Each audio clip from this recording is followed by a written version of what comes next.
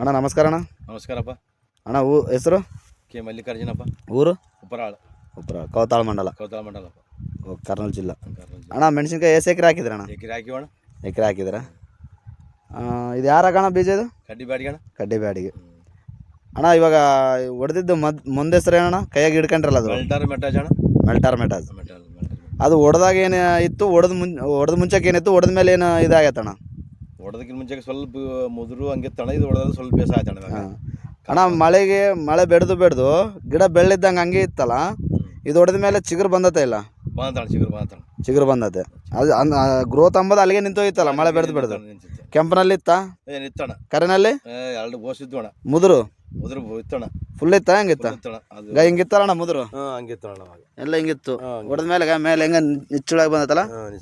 ಕೋತಿಂಗ್ base ಬಂತಣ್ಣ. ಹೊಡೆದ ಎಷ್ಟು ದಿನ ಆಯ್ತು? ಇವತ್ತು 5 ದಿನ ಆಯ್ತಣ್ಣ. 5 ದಿನ.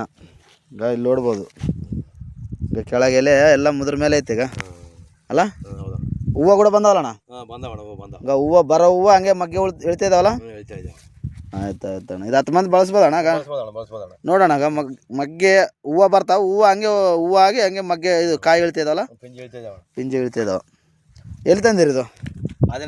ಅದಣ್ಣ ಅಂಗಡಿ ಶ್ರೀಲಕ್ಷ್ಮಿ ವೆಂಕಟೇಶ್ವರ.